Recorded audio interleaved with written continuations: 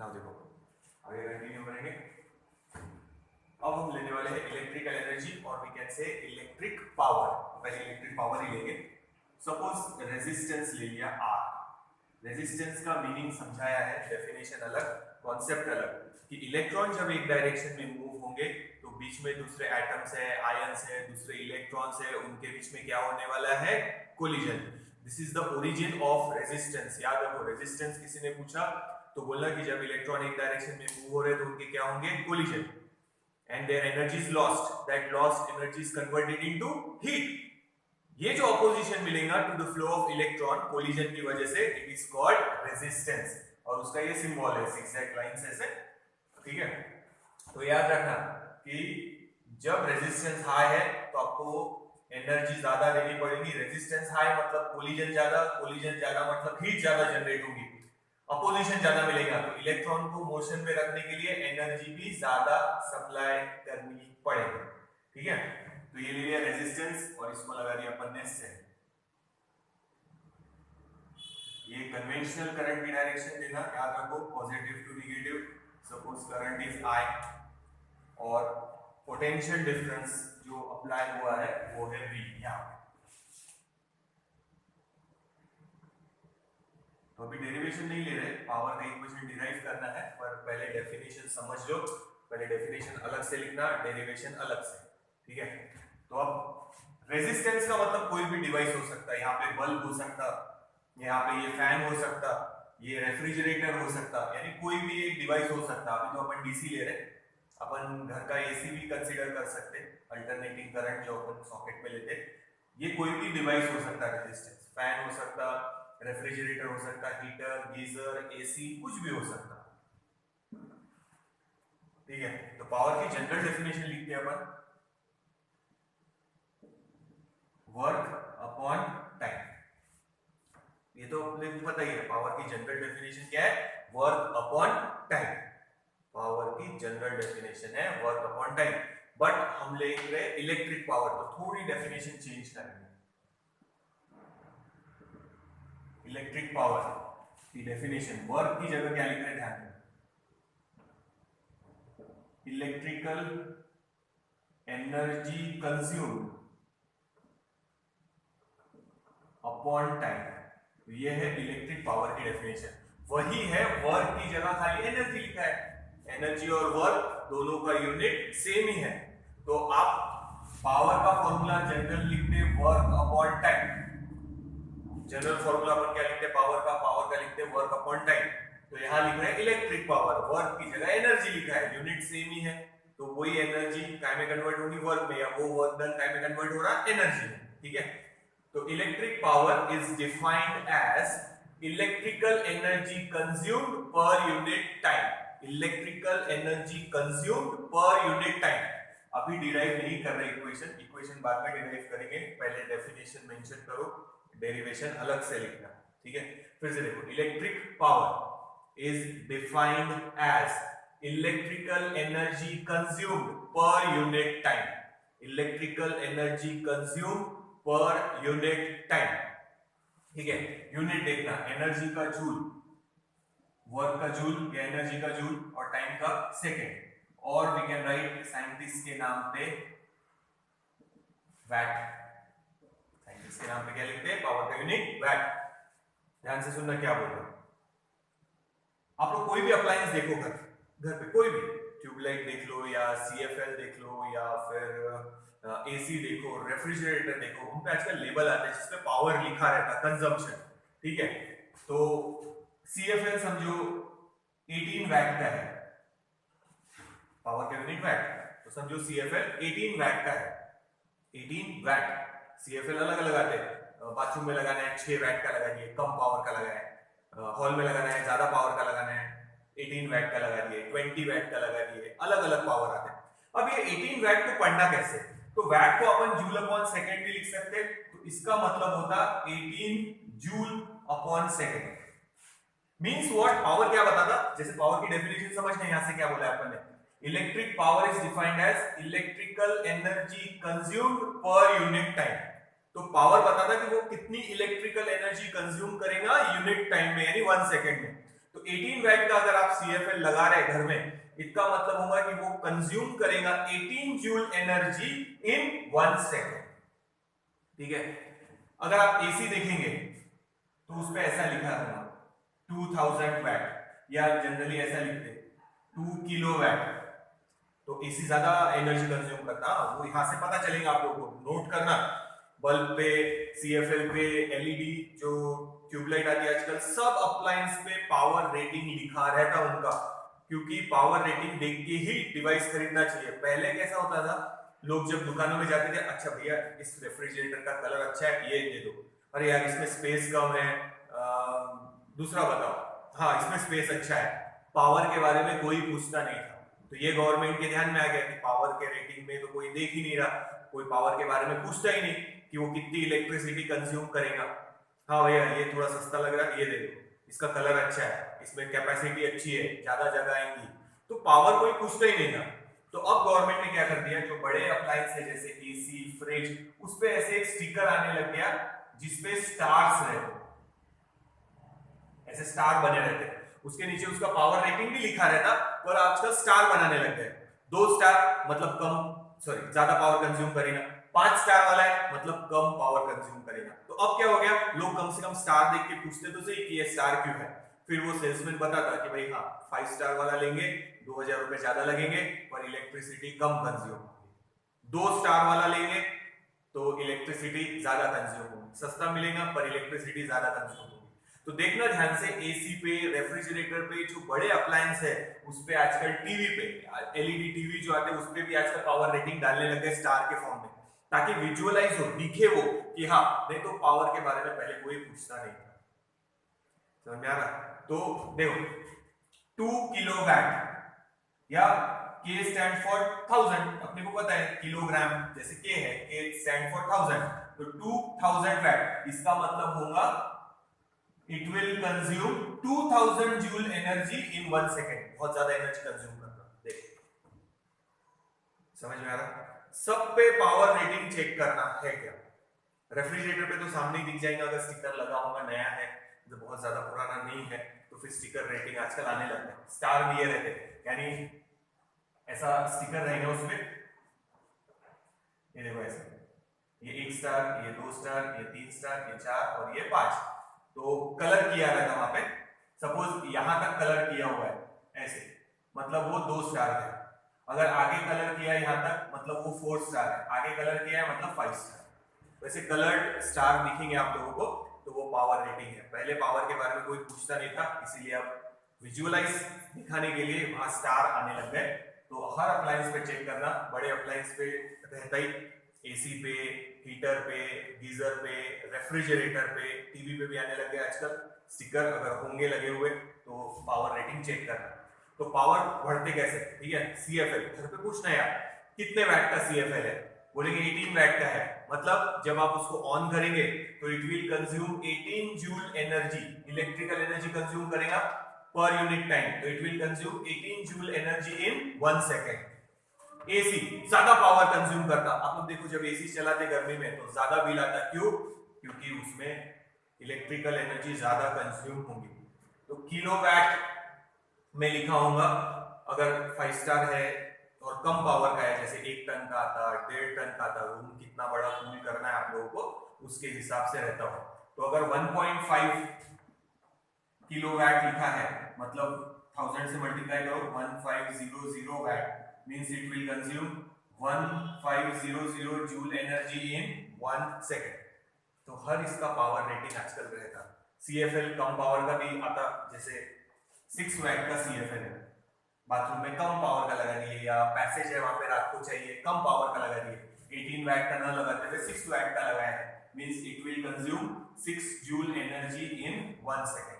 यानी आप जब वो CFL ऑन करेंगे तो 6 वैट का अगर है तो it will consume 6 joule energy in 1 second. तो ये थोड़ा सा याद रखो, डेफिनेशन के हिसाब से ही ये पढ़ना सिखा रहा है, ध्यान देना। तो डेफिनेशन क्या है, इलेक्ट्रिक पावर की डेफिनेशन लिखना, यूनिट ये हो गए, डायमेंशंस पावर के निकाले ही है तो डायमेंशंस आप लोगों ने लिख लेना है। Electric power is defined as electrical energy consumed per unit time.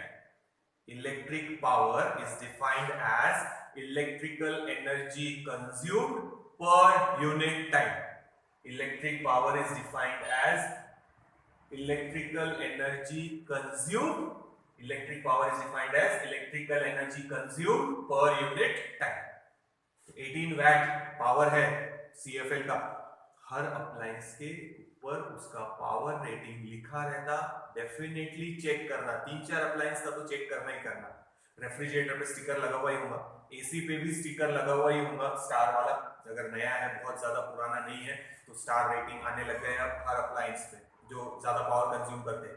TV पे भी रहता, फैन वगैरह पे नहीं रहता जनरली, हो सकता है शायद डब्बे पे हो, पर फैन पे भी पावर रेटिंग तो लिखा ही रहता। इलेक्ट्रिक आयरन पे भी पावर रेटिंग लिखा रहता, तो आप लोगों ने हर एक का पावर रेटिंग चेक करना। फिर से पूछता बता रहा कि घर पे आप लोग पूछ लेना ना कि ये CFL लगाया है कितने वैट का है, तो 18 वैट है, तो इसका लॉजिक क्या है समझना। 18 वैट मतलब वो 18 जूल एनर्जी कंज्यूम करेगा इन 1 सेकेंड। दूसरा CFL ये है सब, तो कौन ज्यादा पावर कंज्यूम कर रहा, ये वाला ज्यादा करेगा, ये कम, because it will consume 6 joule energy in 1 second. जिसका पावर 18 वैट है वो कंज्यूम करेगा 18 joule energy in 1 second. AC पे ज्यादा पावर रहता, इलेक्ट्रिक हीटर है, गीजर है पानी गर्म करने के लिए, उस पे भी ज्यादा पावर रेटिंग रहता, 1000 वैट के आगे ही रहेगा, देखना आप लोगों ने। तो ये देख लो एक बार, नोट डाउन करो और डेफिनेशन लिख रहे खाली, अभी कोई डेरिवेशन वगैरह हमने शुरू नहीं किया है, देखेंगे आगे।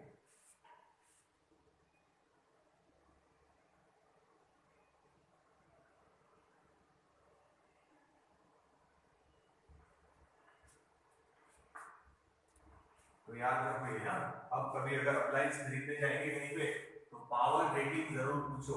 आजकल तो वैसे भी स्टार आने लग गए, बोला पावर रेटिंग देख के ही पता चल जाता कि 2 स्टार वाला है तो ज्यादा पावर कंज्यूम करेगा, जितने ज्यादा स्टार उतना अच्छा।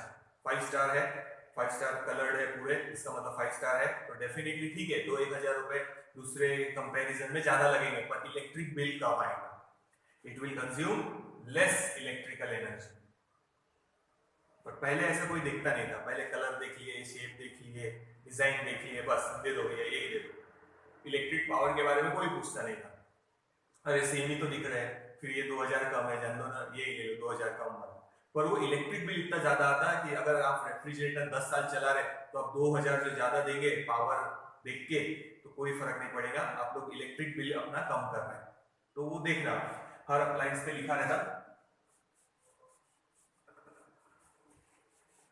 ठीक है ना। तो पढ़ना कैसे वो याद रखो, मैंने बता दिया अभी, हर इसमें अप्लायंस पे पावर रेटिंग लिखा रहता, आप लोगों ने एक बार डेफिनेटली चेक करना, डेफिनेटली चेक करो, हर अप्लायंस पे उसका पावर रेटिंग लिखा रहता कि कितनी एनर्जी वो कंज्यूम करेगा इन 1 सेकेंड। फिर से बता रहा हूं, जूल अपॉन सेकेंड या फिर साइंटिस्ट के नाम पे है वैट।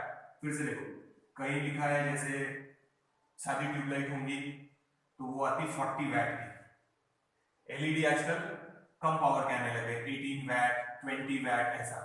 तो अगर 40 वैट का कोई चीज है कंज्यूम करता पावर 40 वैट, तो समझना it will consume 40 joule energy in 1 second. 20 watt है तो it will consume 20 joule energy in 1 second. तो डेफिनेशन के हिसाब से इसको पढ़ना सीखो, पावर रेटिंग समझ में आनी चाहिए कि पावर रेटिंग लिखा है मतलब क्या लिखा है। तो जितना ज्यादा पावर रहेगा यहाँ पे उतनी ज्यादा वो इलेक्ट्रिकल एनर्जी कंज्यूम करेगा। तो इलेक्ट्रिक पावर, लास्ट बार बता रहा definition, electric power is defined as electrical energy consumed per unit time, ये याद रखना। तो डायमेंशंस लिख लेते हैं, m1 l2 t-2 एनर्जी के, अपॉन में है टाइम तो ऊपर जाके माइनस, तो ये डायमेंशंस हो गए इसके।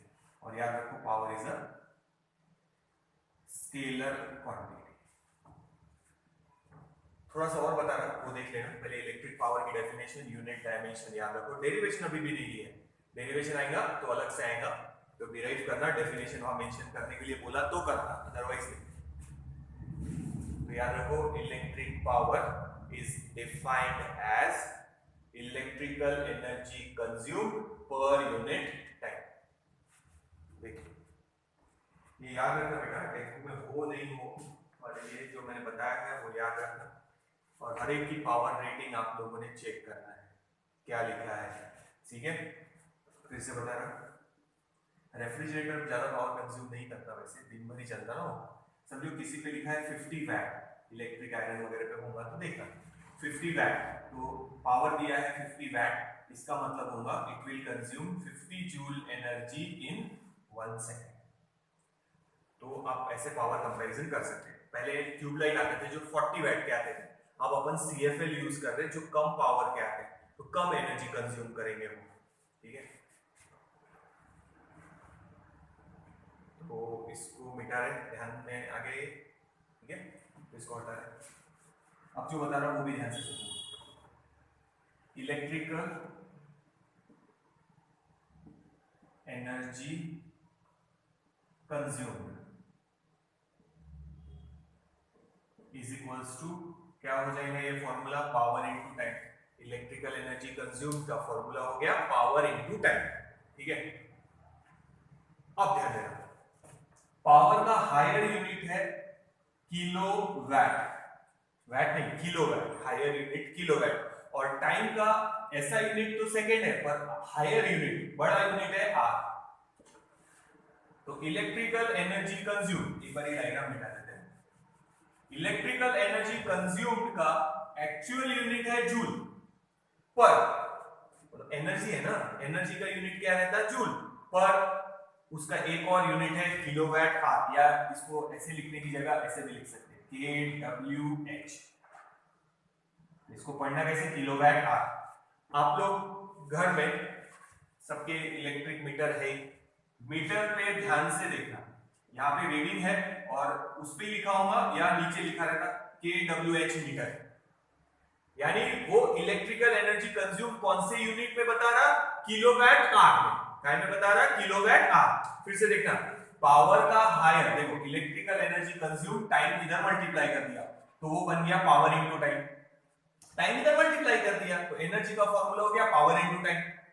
एक्चुअल में एनर्जी का यूनिट जूल ही होना चाहिए, पर घर में जो हम इलेक्ट्रिकल एनर्जी कंज्यूम करते हैं वो जूल में नहीं भेजते वो बिल, समझना ध्यान से। तो पावर इनटू टाइम, पावर का हायर यूनिट है किलोवाट, टाइम का हायर यूनिट है आवर्स, तो वो यूनिट यूज करते किलोवाट आवर। तो जैसे अपने स्पीडोमीटर पे गाड़ी का उसमें रहता है किलोमीटर पर आवर, कि भाई रीडिंग टाइम ले रहे हैं आप लोग किलोमीटर पर आवर में, उसी तरह अपने इलेक्ट्रिक मीटर को ध्यान से देखना, तो टच मत करना, शौक लगने का काम नहीं है, सिर्फ अलमारी में होगा, मतलब बाहर कहीं कबर्ड जैसे वो लगाते हैं ना छोटा सा कि मीटर उसके अंदर है, तो आप लोगों ने जाके देखना kWh लिखा रहता है, या तो यहाँ लिखा रहेगा या यहाँ लिखा रहेगा kWh, यानी वो जो अपन बोलते हैं ना कि इस महीने में 100 यूनिट कंज्यूम हुए, 100 यूनिट, तो यूनिट क्या है kilowatt our, kWh। Electric bill देखना आप लोगों ने, वो किलोवाट आवर में ही रहता, वहां पे लिखा हुआ मिलेगा कि आपने कितने यूनिट कंज्यूम किए इस महीने। आप लोगों ने समझो 300 यूनिट्स, घर वाले ये नहीं बोलते यूनिट बोलते, 200 यूनिट 300 यूनिट खर्चा हुआ, इलेक्ट्रिकल एनर्जी 300 यूनिट खर्चा हुआ समझो, गर्मी में ज्यादा होता है ठंडी में कम, तो 300 यूनिट बोला तो यूनिट समझना किलोवाट आवर kWh। मीटर पे ध्यान से देखना kWh लिखा हुआ मिलेगा, क्योंकि वो जो रीडिंग है, जैसे रीडिंग ही लेते ना कि पहली रीडिंग थी 1572 या 70, फिर बाद में आए और फोटो खींच के ले जाते ना वो, तो नया रीडिंग है वो समझो 1670, तो वो इन दोनों को माइनस करते और डिफरेंस कितना आया 100, तो वो समझ जाते हैं कि अपने 100 यूनिट इलेक्ट्रिसिटी यूज हुई, तो 100 यूनिट क्या है उसका किलोवाट आवर। ध्यान से देखो, इलेक्ट्रिक बिल में भी दिखेगा, इलेक्ट्रिक बिल अगर होगा पुराना या नया कोई भी देख लेना, उस पे kWh आपको लिखा हुआ दिखेगा, तो वो यूनिट है किलोवाट आवर। तो याद रखना इलेक्ट्रिकल एनर्जी कंज्यूम, जो घर में अपन इलेक्ट्रिकल एनर्जी कंज्यूम करते उसका यूनिट है किलोवाट आवर। इसको जूल में कन्वर्ट कर सकते हैं अपन, but kilowatt hour is the unit for electrical energy consume. कहां से आया, पावर का यूनिट हायर यूनिट, वैट नहीं किलोवाट, ये किलोवाट। ठीक है, कैपिटल W है, कैपिटल K किलोवाट और टाइम का हायर यूनिट है आवर्स। तो kilowatt hour is the unit of electrical energy consume. याद रखो, इलेक्ट्रिकल एनर्जी कंज्यूम का यूनिट पूछा किसी ने तो किलोवाट आवर। घर पे बोलते ना 30 यूनिट जल गया एक दिन में, या इलेक्ट्रिक इस बार ज्यादा यूज हुई है 300 यूनिट यूज कर लिए, तो 300 यूनिट, वो यूनिट क्या है, ये है kilowatt our, 300 kilowatt hour.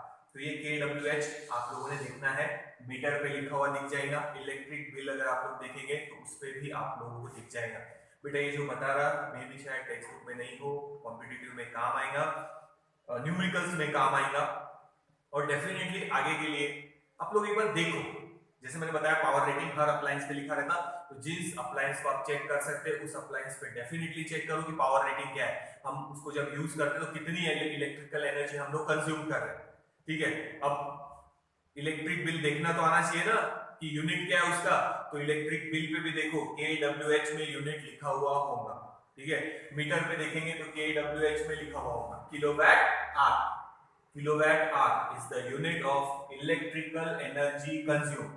Energy का बेसिक यूनिट जूल ही है, पर इलेक्ट्रिकल एनर्जी जो हम लोग कंज्यूम कर रहे हैं उसका यूनिट किलोवाट आवर है। कैसे आया, समझ में आया? Power higher unit kilowatt, time का हायर यूनिट आवर, तो इट बिकम्स किलोवाट। ठीक है, देखना तो मीटर चेक करो और इलेक्ट्रिक बिल भी चेक करो, तो आपको इलेक्ट्रिकल एनर्जी कंज्यूम का यूनिट मिल जाएगा। कोई बोलेगा सर हमको जूल में निकालना है, कर सकते हैं, जूल में भी कन्वर्ट कर सकते हैं। तो इधर लिख लेते कन्वर्शन।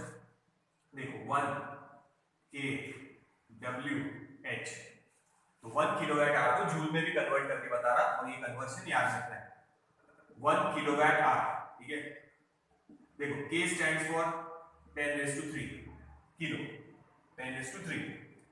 वैट की जगह लिख रहे हैं जूल अपॉन सेकेंड, तो ये किलोवाट का हो गया। आवर्स, एक आवर में कितने सेकंड्स रहते हैं, सेकंड में लिख रहे हैं आप, ध्यान देना। अच्छा, इसको एस की जगह सेकंड लिख लेते ताकि कंफ्यूजन नहीं। जूल अपॉन सेकंड, ठीक है ना, ध्यान देना। 1 आवर में सेकंड कितने हैं, 1 आवर में 60 मिनट्स, 60 इंटू 60 सेकंड्स, 60 से मल्टीप्लाई करो सेकंड में, तो 3600, यहाँ पे भी पूरा लिखते सेकंड। तो फिर से देखना, जूल में कन्वर्शन बता रहा, पर अगर किसी ने पूछा इलेक्ट्रिकल एनर्जी कंज्यूम का यूनिट क्या है, तो याद रखो किलोवाट आवर। बेसिक यूनिट तो जूल ही है, बट हमारे घर में जो रीडिंग आती मीटर में या बिल पे जो रीडिंग आती उसका यूनिट है किलोवाट आवर। क्या है, किलोवाट आवर। ठीक है, ध्यान रखना। तो उसको जूल में कन्वर्ट कर रहे हैं अपन, ध्यान दो। 1 किलोवाट, पहले इसका कन्वर्शन लिखा है ये, और फिर ये आर का कन्वर्शन इधर लिखा है। तो किलोवाट, K स्टैंड्स फॉर 10⁻³ और वैट मतलब जूल अपॉन सेकेंड। अभी लिखा ही था यहाँ पे पावर का यूनिट, या तो लिखो वैट या लिखो जूल अपॉन सेकेंड। ठीक है, तो वही है। तो 1 किलोवाट का यहां लिख लिया, ये आर के बारे में यहां लिख लिया, ये बता दिया। तो इसको थोड़ा अरेंज कर लेते खाली, 3 6 1 2 और ये 3, यानी टोटल हो गए 5। ये सेकंड और ये second cancel, joules. So 1 kilowatt hour is equal to 36 into 10⁻5 joules, या फिर ऐसे भी लिख सकते हैं 3.6 इंटू 10⁻, एक पॉइंट और शिफ्ट किया है,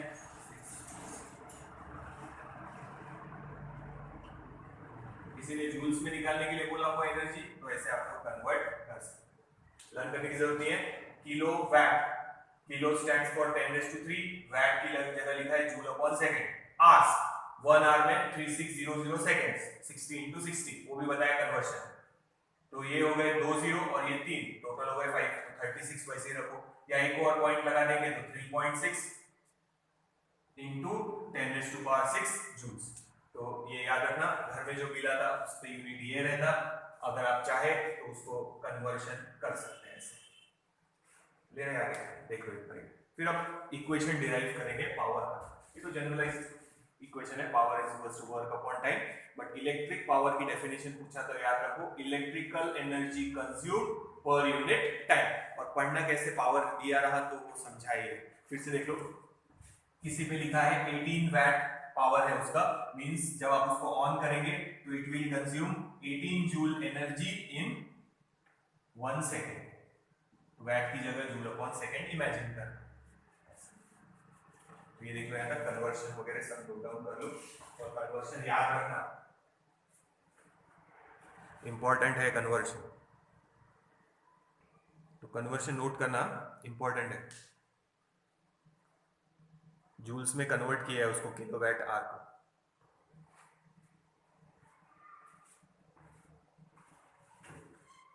तो ध्यान रखना, कन्वर्शन बता तो दिया है मैंने, पर electrical energy consume kilowatt hour में ही निकालेंगे, जूल में नहीं निकालते। अगर बोला सपोज जूल में निकालो तो फिर ये कन्वर्शन याद रखना, ठीक है। सपोज जैसे एग्जांपल देख लेते कि एसी है, सपोज ये अपना एसी है, एयर कंडीशनर। नाउ उस पे पावर दिया है 2000 वैट और हम उसको चला रहे 5 घंटे के लिए, तो कितनी इलेक्ट्रिकल एनर्जी कंज्यूम होगी? Electrical energy consume is equals to, formula है पावर इनटू टाइम। याद रखो ये सॉल्व करते समय पावर किलोवाट में होना चाहिए और टाइम आवर्स में। Kilowatt hour is the unit, ध्यान रखो। तो ये वैट में है, इसको किलोवाट में लिखना, तो 2 किलोवाट, के हटा दिया यानी 3 जीरो हटा दिया, ठीक है, किलोवाट, ठीक है। तो यहाँ लिखेंगे 2000 नहीं, ये वैट में है, कन्वर्ट करना है किलोवाट में, यानी k स्टैंड फॉर 10⁻3, तो 3 जीरो हटा दिया, k हटा दो वापस से यही हो जाएगा, ठीक है ना। पावर हो गया 2, 5 आवर्स के लिए चला है इनटू 5, तो कितनी एनर्जी कंज्यूम हुई, कितने यूनिट कंज्यूम हुए? 10 किलोवाट आवर, या अपन इसको 10 यूनिट ऐसा भी लिख सकते। अब मान लो एक यूनिट, जैसे कॉस्ट फिक्स रहती है कि फर्स्ट 100 यूनिट है तो इतनी कॉस्ट, मान लो 5 रुपए का एक यूनिट है, यानी 5 रुपए का एक यूनिट इलेक्ट्रिसिटी आप यूज कर रहे हैं। तो अब इसमें कितने का हुआ? तो एक यूनिट के 5 रुपए, तो टोटल 10 यूनिट के कितने रुपीस हो गए? यानी आपने एसी अगर 5 घंटे चलाया तो आपने 50 रुपीस की इलेक्ट्रिसिटी कंज्यूम कर लिया है। तो वो ऐसे बिल कैलकुलेट होते हुए, ठीक है। तो ये याद रखो। अब अपन इक्वेशन पे चलते, डेफिनेशन कॉन्सेप्ट सब समझा दिया है, ध्यान रखना। तो एनर्जी क्यों कंज्यूम हो रही? रेजिस्टेंस की वजह से एनर्जी यूज होगी, क्योंकि कोलिजन होंगे, एनर्जी का लॉस होगा, एनर्जी का लॉस होगा तो वो एनर्जी सेल को सप्लाई करनी पड़ेगी, इलेक्ट्रिकल एनर्जी कंज्यूम कर रहे हैं अपन, ये ध्यान रखो। अब इक्वेशन डिराइव कर रहे हैं इलेक्ट्रिक पावर का, ये तो जनरल इक्वेशन था, वर्क अपॉन टाइम। डेफिनेशन याद रखो, electric power is defined as electrical energy consume per unit time. ना फिर से डायग्राम निकाल लेते अपने को, पहले जो निकाला था। तो अभी तो अपन डीसी के लिए ले रहे, सेल ही लगाएंगे। ये जिगजैग मतलब रेजिस्टेंस, कोई भी डिवाइस हो सकता, ये cell, positive negative. Conventional current की डायरेक्शन याद रखो positive to negative, but electron move होंगे negative to positive, opposite direction में। और यहाँ पोटेंशियल डिफरेंस है V। पोटेंशियल डिफरेंस का फॉर्मूला बताया था, क्या था? Potential difference V is defined as work done. सारे इलेक्ट्रॉन, देखो फिर से बता दूं, पहले इलेक्ट्रॉन रैंडम डायरेक्शन में, और जब आपने पोटेंशियल डिफरेंस लगाया तो सभी इलेक्ट्रॉन एक डायरेक्शन में मूव हो रहे। All the electrons begin to move in one direction, यानी क्या करना पड़ेगा? Work done in moving the charge from one point to another. Capital Q से ले लेते हैं, एक ही बात। So what is potential difference जो मैंने लगाया है? It is defined as work done. Charge move हो रहे ना, मतलब एक डायरेक्शन में मूव कराने के लिए एनर्जी देनी पड़ेगी, वर्क करना पड़ेगा। Work done in moving a charge from one point to another. ये डेफिनेशन याद रखो पोटेंशियल डिफरेंस की। Potential difference is defined as work done in moving the charge from one point to another. तो ये resistance cross करने के लिए जो एनर्जी लगेगी चार्ज को मूव करने के लिए, it is called potential difference. Potential difference अगर नहीं लगाया तो चार्ज मूव होने वाले नहीं।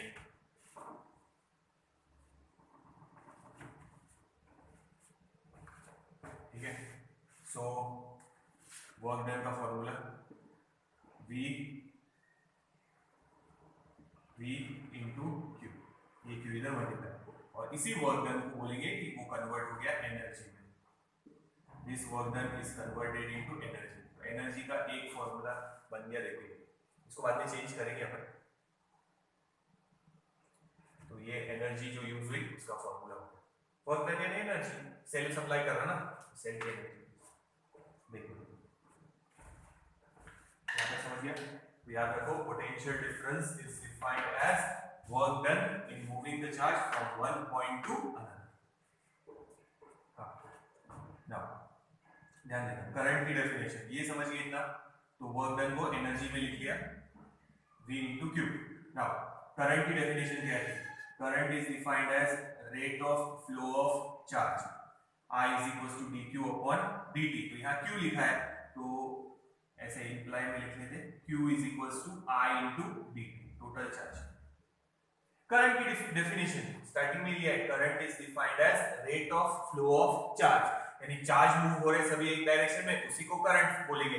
तो विद रिस्पेक्ट टू टाइम, ठीक है, तो current is defined as rate of flow of charge, ऐसा लिया। तो t इधर मल्टीप्लाई कर दो तो ये बन गया I is equals to q upon t। याद रखना, current is defined as rate of flow of charge, यानी flow of charge with respect to time. तो ये करंट की डेफिनेशन, ये चार्ज का इक्वेशन आ गया, इसमें सब्स्टिट्यूट करो। सो du इज इक्वल्स v, वैसे ही q की जगह उसका इक्वेशन सब्स्टिट्यूट करेंगे, ये वाला q is equals to I into dt। तो I इंटू dt, सो ये फॉर्मूला बन गया VI dt। ठीक है, नाउ dt को अपॉन में ले लो तो ये हो गया एनर्जी। देखो वर्क को लिखा था एनर्जी, यानी जितना वर्क हुआ है उतनी एनर्जी यूज हुई है। तो और काय में जनरेट होगी, याद रखना हीट में। जब कोलिजन होंगे तो काइनेटिक एनर्जी का लॉस होगा इलेक्ट्रॉन के, और वो एनर्जी काय में जनरेट हो रही हीट में। मैंने पहले ही बताया, कोई भी अप्लायंस जो आप यूज कर रहे हैं उसको टच करके देखेंगे, अगर वो बहुत देर तक यूज हुआ है तो हीट जनरेट होगी, कहीं पे कम होती कहीं पे ज्यादा होती, पर हीट डेफिनेटली जनरेट होती। ठीक है, ये हो गया अपॉन dt, v इंटू आई, एनर्जी अपॉन टाइम, ये du क्या है एनर्जी, और अपॉन में टाइम यानी पावर, पावर का फॉर्मूला हो गया v इंटू आई। तो एनर्जी का या तो ये लगा या ये भी एनर्जी का फॉर्मूला है सब, तो इसको बाद में अपने काम आएगा। अभी फिलहाल पावर का फॉर्मूला याद रखो, तो बाकी सब हटा देते हैं बॉक्स।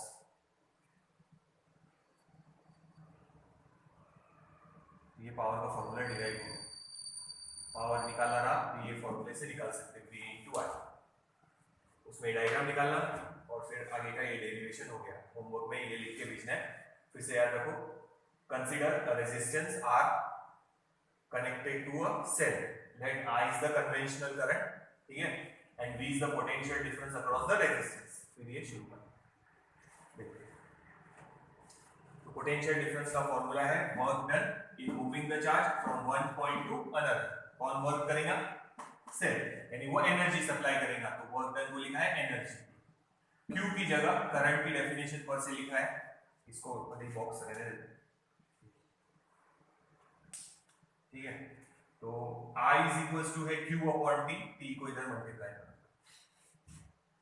तो energy consume per unit time मतलब पावर, तो ये पावर का फॉर्मूला हो गया V इंटू आई। V मतलब पोटेंशियल, I मतलब करंट। देखिए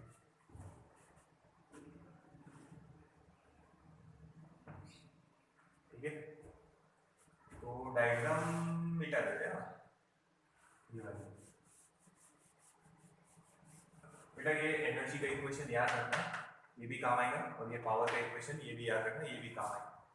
तो पावर का इक्वेशन यहीं तक डिराइव करना है, बट उसमें थोड़ा चेंज बता रहा, ध्यान है ये फॉर्मूला। बट अपने पास ओम्स लॉ है, V is equals to IR, Ohm's law लिया है, ये पावर का एक इक्वेशन है समझो, this is equation number 1, Ohm's law. तो पहले अपन V की जगह वैल्यू डालते हैं, क्या बनेगा देखो, V की जगह ये वैल्यू डाल दो तो पावर का इक्वेशन बन जाएगा, V की जगह डाल रहे हैं, V की जगह क्या डालेंगे ओम्स लॉ से IR और साथ में क्या है इनटू I, तो पावर का फॉर्मूला बन गया I स्क्वायर R। तो this is the second equation for power, यानी आप ये फॉर्मूले से भी पावर निकाल सकते हैं, आप ये फॉर्मूले से भी पावर निकाल सकते हैं, कुछ नहीं किया है, ओम्स लॉ सब्स्टिट्यूट किया है V की जगह, V की जगह डाला है IR, this is Ohm's law. अब V की जगह डाल दिया तो I बुरा मान जाएगा कि मैंने क्या पाप किया, मेरी जगह भी ओम्स लॉ डाल के देखो कि नया इक्वेशन क्या बनता, ठीक है भाई तेरी जगह भी डाल लेते हैं, तो V की जगह I की जगह सब्स्टिट्यूट करेंगे तो पावर V वैसे ही रखेंगे, I की जगह यहां से इक्वेशन लिखो क्या आएगा, I का इक्वेशन क्या बनेगा V अपॉन R, देखो I वही रखेंगे, R डिवीजन, तो अपन ने पहले ओम्स लॉ V की जगह सब्स्टिट्यूट करके देखा, अब अपन ओम्स लॉ I की जगह सब्स्टिट्यूट करके देख रहे हैं, नया इक्वेशन बनेगा, ठीक है, तो ये डाल दिया I की जगह V अपॉन R, तो पावर का इक्वेशन हो गया V स्क्वायर अपॉन R, तो ये तीन इक्वेशन है पावर के। तो पावर ऑफ इस फॉर गिवन देखना पहले, न्यूमेरिकल में जब देखेंगे तो गिवन क्या है, V और I गिवन है तो पावर का ये इक्वेशन यूज करेंगे, I और R गिवन है तो ये इक्वेशन यूज करेंगे, V और R गिवन है तो ये इक्वेशन यूज करेंगे, गिवन क्या है उसके हिसाब से अपन पावर का इक्वेशन सिलेक्ट करेंगे कि कौन सा इक्वेशन अपने को यूज करना है, ठीक है, तो ये तीन इक्वेशन याद रखो पावर के, एनर्जी के भी तीन है बट अभी फिलहाल अपन ने एक ही लिखा है यहाँ पे, तो एनर्जी के भी तीन बताऊंगा पर टेक्स्ट बुक में नहीं है, टेक्स्ट बुक में ये यहाँ तक दिया है, तो आप लोगों ने वो देख लेना एक बार, मैं फिर से पूरा टेक्स्ट बुक एक बार रेफर मत ही करो, पूरा अपना चैप्टर कंप्लीट हो जाने दो, फिर उसके बाद आप लोगों ने टेक्स्ट बुक को हाथ लगाना। बेटा ये चैप्टर 12th में भी है करंट इलेक्ट्रिसिटी, तो वहां पे भी आप लोगों को इक्वेशन तो काम में सारे आने ही वाले, तो मेन इक्वेशन ये हो गया, फिर ओम्स लॉ से आप एक और ये दो इक्वेशन बना सकते हो, पहले ओम्स लॉ से V की जगह वैल्यू सब्स्टिट्यूट करके देखो, फिर ओम्स लॉ से I की जगह वैल्यू सब्स्टिट्यूट करके देखो, तो ये इक्वेशन हो, तो पावर की तीन इक्वेशन है V into I square R और V स्क्वायर अपॉन R, ठीक है,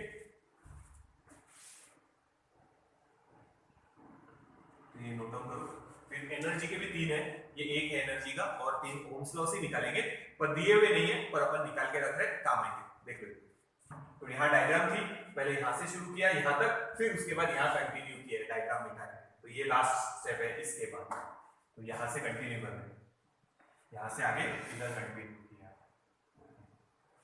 तो नोट डाउन करो, आगे चलते।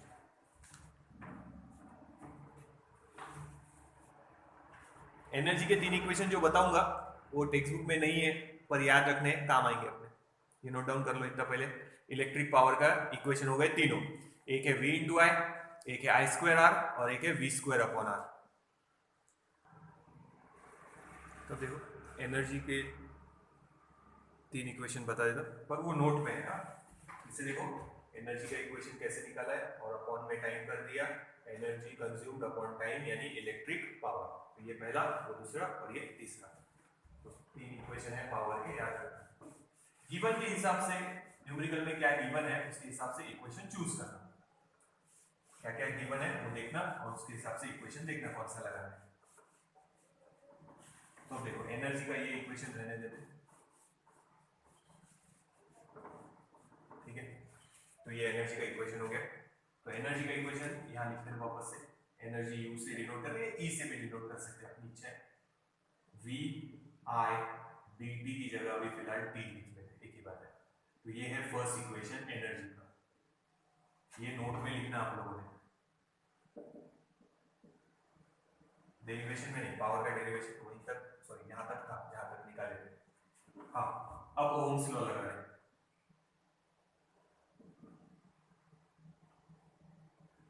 किसी की जगह लगाओ, इसकी जगह लगा लेते V की जगह पहले, तो ओम्स लॉ है V is equals to I R, तो यहाँ डाल देंगे V की जगह I R I into T, so equation becomes I square R T. ये एक इक्वेशन और हो गया एनर्जी का, ये पहला इक्वेशन, ये दूसरा इक्वेशन। एक और है वो भी बता देता, ये यहाँ से लिया है पहला इक्वेशन, तो ये नोट में लिखना।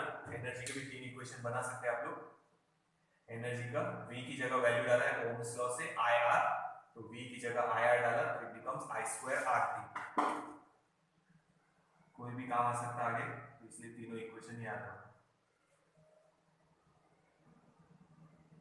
ठीक है। अब I की जगह वैल्यू डाल दो ओम्स लॉ से, तो U is equals to V वैसे ही रखेंगे, I की जगह यहां से आएगा V अपॉन R और साथ में T। तो फिर बोलेंगे सर T की जगह, अरे ओम्स लॉ में T है ही नहीं तो T की जगह वैल्यू नहीं डाल सकते, वो बुरा मानता तो मानने देने का, उसकी जगह वैल्यू सब्स्टिट्यूट नहीं कर सकते अपन ना। तो I की जगह V अपॉन R सब्स्टिट्यूट कर दिया, तो it becomes V square T upon R। तो एनर्जी के ये 3 इक्वेशन है, एक VIT, एक I स्क्वायर RT और एक V square T upon R। Power के भी इस पर से भी बना सकते थे, पर जैसे टेक्स्ट बुक में था वैसे दिया मैंने। टाइम अपॉन में कर लो तो पावर का एक फॉर्मूला हो गया, टाइम हट गया V into I. Time upon में कर लो तो पावर बन गया एनर्जी अपॉन टाइम, ये बन गया I स्क्वायर R। और इसमें भी टाइम अपॉन में कर देंगे तो वो भी बन गया power V square upon R। देखो वही इक्वेशन है पावर, ठीक है। तो ये 3 याद रहे तो पावर के याद रखने की जरूरत नहीं है, या पावर के याद है तो ये तीनों याद रखने की जरूरत नहीं है, टाइम से मल्टीप्लाई करना है। तो ये एनर्जी की इक्वेशन हो गई 3, VIT, I square RT, V square T upon R, और ये 3 पावर है। टाइम इधर अपॉन में कर दो V into I, time upon में कर दो I square R, time upon में कर दो V square upon R, energy upon time यानी power V square upon R। Power के जैसे निकाले वैसे ही निकालना, टेक्स्ट बुक में वैसे ही है, पर एनर्जी के ये इक्वेशन याद रखो, काम आएंगे बाद में। तो यहाँ पे अपना ये एनर्जी कंज्यूम वाला टॉपिक खत्म हो गया। देख लो एक बार, नोट डाउन कर लो एक बार, ध्यान रखो। तो ये एनर्जी के नोट में डाल देना तीनों इक्वेशन।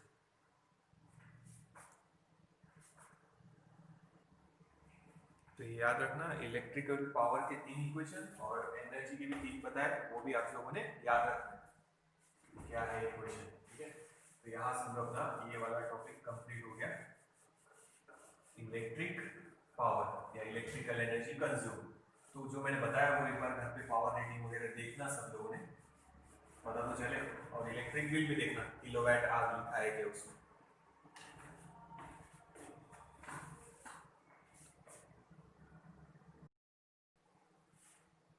ना इलेक्ट्रिक फील्ड इंटेंसिटी अपने को पता है क्या है, force experience by unit positive test charge. उसका इक्वेशन इस चैप्टर के लिए डिराइव कर रहे हैं, टेक्स्ट बुक में हेडिंग है ओरिजिन ऑफ ओम्स लॉ के नाम से। तो अपन ने देखा है रेजिस्टेंस कहाँ से आया, उसमें भी वैसे ही लिखा है कि रेजिस्टेंस कहाँ से आया। तो जब इलेक्ट्रॉन एक डायरेक्शन में ड्रिफ्ट होंगे तो उनके रास्ते में क्या होने वाले हैं, collision. Due to this collision there energy is lost, kinetic energy is lost. फिर वो वापस रैंडम में आ जाएंगे, रैंडम मोशन में। तो सेल वापस से उनको एनर्जी देगा ताकि वो ड्रिफ्ट हो वापस उसी डायरेक्शन में। तो cell will supply the energy to electron to continue its motion collision के बाद में भी। तो एक्स्ट्रा एनर्जी जो लॉस हुई है काइनेटिक एनर्जी, वो काय में कन्वर्ट हो जाती है, हीट में। तो देखो डायग्राम ड्रॉ नहीं करना है उसमें। सपोज ये कंडक्टर ही है और यहां मैंने सेल लगा दिया, तो जैसे ही सेल लगाएंगे ये पॉजिटिव हो गया, ये निगेटिव हो गया। इलेक्ट्रिक फील्ड इंटेंसिटी की डायरेक्शन याद होगी अगर आप लोगों को, तो it is path traced by unit positive test charge. तो ये यूनिट पॉजिटिव टेस्ट चार्ज समझो यहां रखा, तो ये रिपेल करेगा, ये अट्रैक्ट, तो ये रहेगी डायरेक्शन इलेक्ट्रिक फील्ड इंटेंसिटी की। पिछले चैप्टर में समझाया था, याद रखना टॉर्क का जब समझाया था, तो positive charge electric field intensity की डायरेक्शन में जाता, negative charge electric field intensity के अपोजिट में जाता। तो यहां पे भी देख लो वेरीफाई होता क्या हो, ये इलेक्ट्रॉन है, अपन कौन सी डायरेक्शन में निकालते हैं, निगेटिव टू पॉजिटिव, ये इलेक्ट्रॉन मूव हो रहे सब एक डायरेक्शन में, ठीक है। ये इलेक्ट्रॉन से मूव हो रहे हैं इलेक्ट्रिक फील्ड के अपोजिट डायरेक्शन, पर हम कन्वेंशनल करंट दिखाते समय पॉजिटिव वाले की ही डायरेक्शन दिखाते आर। तो जब ये इलेक्ट्रॉन मूव हो रहे तो उनके क्या होंगे, collision. Due to that collision there kinetic energy is lost, that lost kinetic energy is converted into heat. ठीक है, इसीलिए आप कोई भी अप्लायंस जब कनेक्ट करेंगे, डिवाइस जब कनेक्ट करेंगे तो थोड़ा सा गर्म होगा वो, और अगर उसका मेन काम हीट ही जनरेट करना है तो ज्यादा गर्म होगा, क्योंकि वहां रेजिस्टेंस ज्यादा रखना पड़ेगा। ठीक है, तो ये हो गया डायग्राम। अब देखो आगे, ये समझ में आया। इलेक्ट्रिक फील्ड इंटेंसिटी का फॉर्मूला है force experience by unit positive test charge. पिछले चैप्टर में लगे तो आप लोगों ने देख लेना है एक बार। तो अभी यहाँ चार्ज इलेक्ट्रॉन है तो अपन E कर देते हैं उसको चार्ज की जगह। So it implies F is equals to E into E is the charge on electron, Q की जगह E कर दिया बस।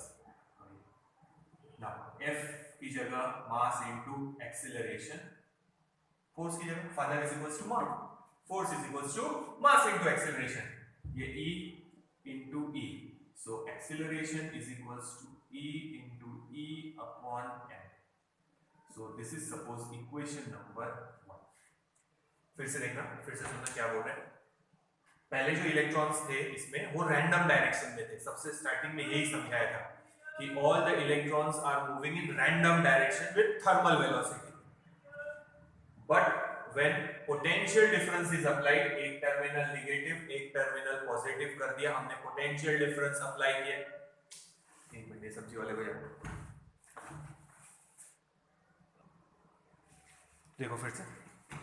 पहले इलेक्ट्रॉन रैंडम डायरेक्शन में मूव हो रहे थे with thermal velocity, but when potential difference is applied all the electron drift in one direction with drift velocity. ठीक है, ड्रिफ्ट वेलोसिटी से सब ड्रिफ्ट हुए, बट जब वो मूव होंगे तो उनके होंगे कोलिजन, कोलिजन की वजह से उनकी काइनेटिक एनर्जी का लॉस होगा, that's lost kinetic energy is converted into heat.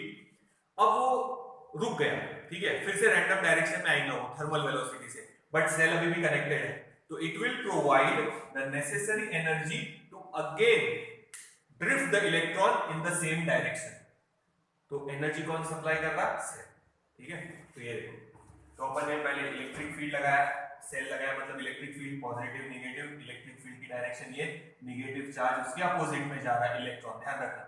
Positive charge लेते हैं तो सेम डायरेक्शन में जाता है इलेक्ट्रोलाइट सॉल्यूशन में, पर अभी फिलहाल हो जाए तो ये लो, क्योंकि अपने चैप्टर में अपन सिर्फ कंडक्टर के बारे में पढ़ने वाले हैं। यहाँ पे Q था फॉर्मूले के हिसाब से, बट हमने उसको E किया है चार्ज ऑन इलेक्ट्रॉन, तो ये फोर्स का इक्वेशन बन गया मास इनटू एक्सीलरेशन। ये अब एक्सीलरेशन की जगह अगर मैं ऐसा लिखूं, acceleration is velocity upon time, E into E upon m। Acceleration का फॉर्मूला वेलोसिटी अपॉन टाइम, ये जो T निकाला है थोड़ा सा ऐसे ही निकालना, टॉर्क जैसे निकालना उसको, it is called average time.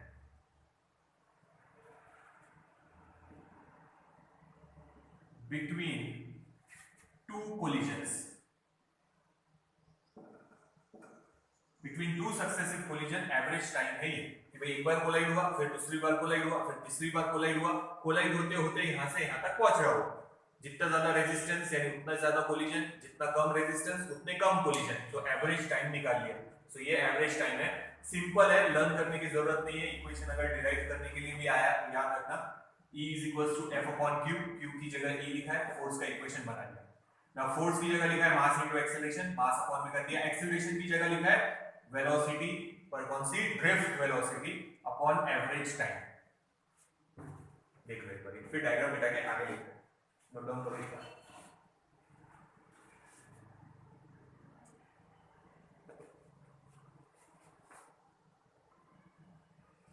तो देख लो यहाँ तक हो गया, नोट डाउन।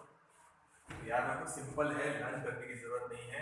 फोर्स का इक्वेशन कैसे बनाया है, इलेक्ट्रिक फील्ड इंटेंसिटी का इक्वेशन लिया है पिछले वाले चैप्टर से, क्योंकि जब तक आप इलेक्ट्रिक फील्ड इंटेंसिटी है कोई पोटेंशियल डिफरेंस नहीं लगाते तब तक चार्ज मूव होने वाले नहीं है। Force mass into acceleration, acceleration की जगह वेलोसिटी अपॉन टाइम, तो ये जो टाइम है ये है average time between two successive collisions.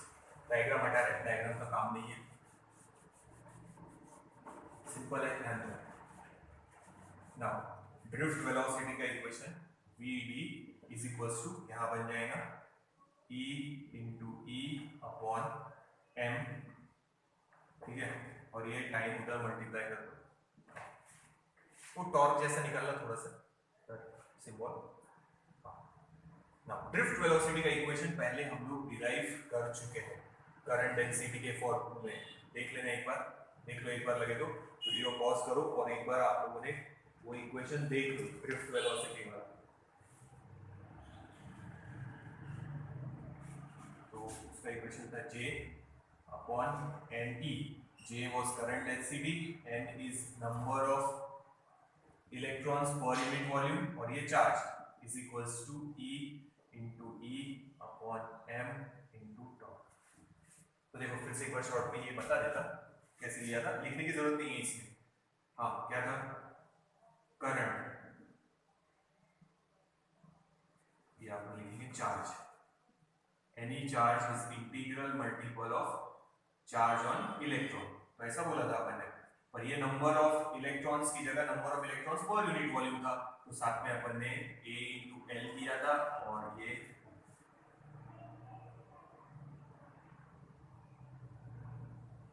ठीक है, देख लो।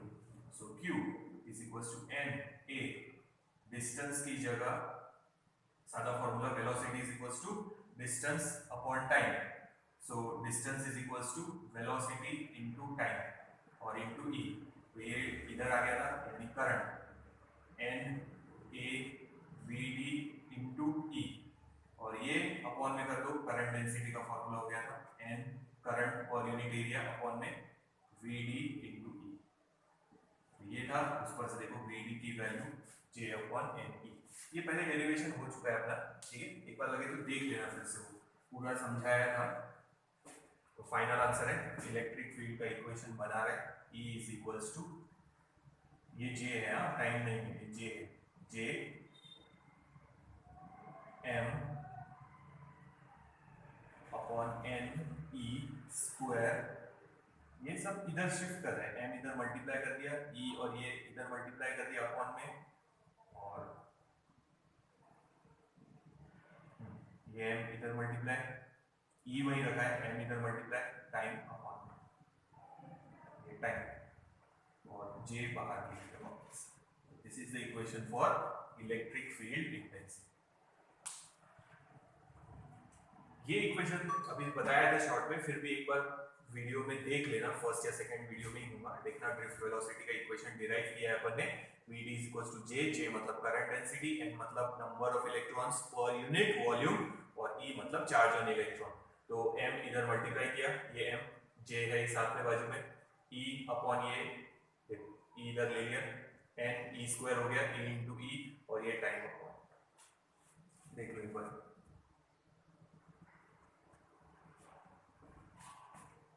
E can be written as, अब ये जो ब्रैकेट में है इसको आप लिख सकते हैं रो। अब क्यों रो लिखा वो बता दो।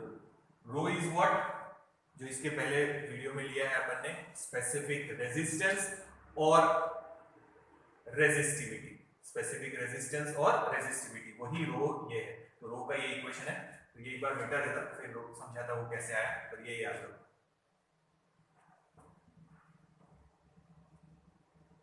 ये जो ब्रैकेट में है it is nothing but rho, specific resistance और रेजिस्टिविटी। तो यहां तक लिखना है, उसके बाद ये जो मैं बताऊंगा अभी वो लिखना नहीं है,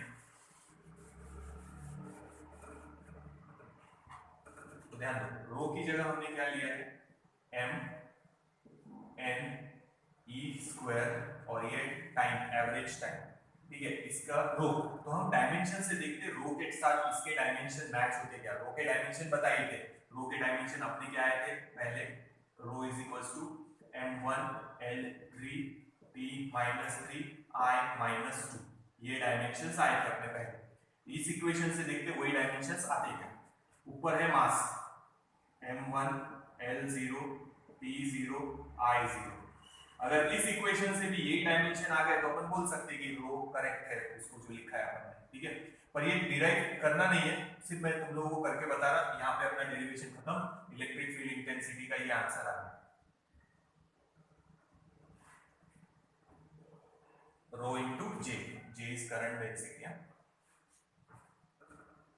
ये है नंबर ऑफ इलेक्ट्रॉन्स, उसके तो कोई डायमेंशन नहीं, per unit volume, top one में वॉल्यूम है तो m0 L-3 number of electrons per unit volume, top one में वॉल्यूम है इसने -3 कर दिया, T⁻0 I⁻0।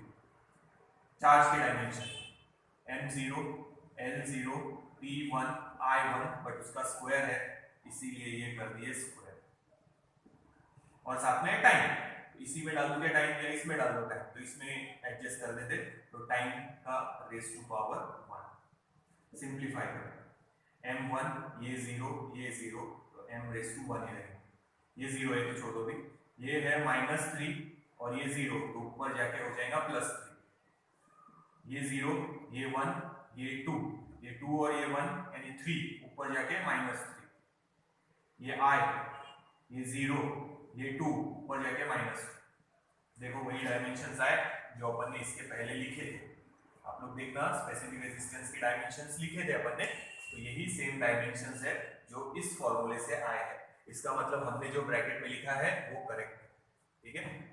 तो डायमेंशन से प्रूव कर दिया कि पहले तो अपन ने ये वाले फॉर्मूले से निकाले थे R = रो L/A, ये वाले फॉर्मूले में रो के डायमेंशंस लिखे हैं ये, अब इस फॉर्मूले से भी रो के डायमेंशन सॉल्व किए तो वही आए, मतलब अपन ने जो लिखा है इसको रो वो करेक्ट लिखा है, स्पेसिफिक रेजिस्टेंस और रेजिस्टिविटी, इसीलिए ओरिजिन ऑफ ओम्स लॉ लिखा है कि रो क्या था, रेजिस्टेंस ही है for unit length and unit area of cross section.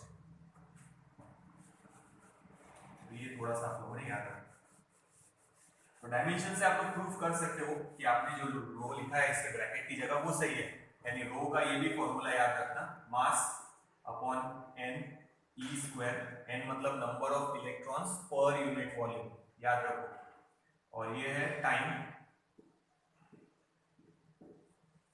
तो इसके बाद ये लिख लेना, ठीक है ना। अब ये नोट में याद रखो, करंट डेंसिटी का फॉर्मूला आप ऐसे भी लिख सकते हैं, E/रो, तो करंट डेंसिटी वेक्टर क्वांटिटी है तो ये भी वेक्टर है, जो E की डायरेक्शन रहेगी वही J की डायरेक्शन रहेगी, और 1/रो मतलब सिग्मा, तो ये भी दो फॉर्मूले आप लोगों ने याद, 1/रो reciprocal of resistivity is conductivity, तो इसको वही रखा है, इसको अपॉन में लिखा है, तो करंट डेंसिटी का ये भी फॉर्मूला याद रखना, E/रो या 1/रो की जगह सिग्मा, सिग्मा इंटू ई, तो current density J = sigma into E, या करंट डेंसिटी J = E/रो। तो करंट डेंसिटी का पहला फॉर्मूला यहाँ से जो लिखा था वो भी लिख सकते हैं, नोट में लिखना ही है, तो क्या था, NEVD,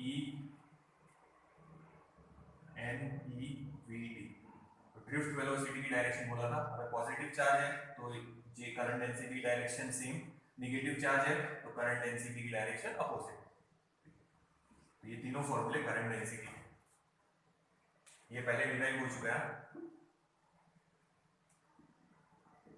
ये इस पर से ये लिखा है,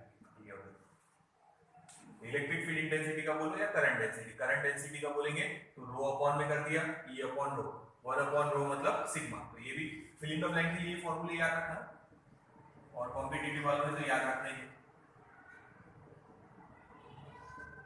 तो ये दोनों भी फॉर्मूले करंट डेंसिटी के याद रखना, और ये ब्रैकेट में हमने रो लिखा है, उसका एक्सप्लेनेशन डायमेंशन से दे दिया है कि आपने बराबर रो सिलेक्ट किया है वो सही है, तो E = रो इंटू J, उसको चेंज करके तो ये लिख सकते हैं, और वो डेरिवेशन यहीं पे खत्म हो जाएगी, ये यहाँ, इसके बाद ये लिखना कि भाई हमने इसको रो लिखा है, रो की वैल्यू ये, तो ये इसको क्या बोलेंगे, स्पेसिफिक रेजिस्टेंस और रेजिस्टिविटी, तो दोनों फॉर्मूले हैं, एक फॉर्मूला इसका ये भी था, R = रो L/P, और एक ये रो,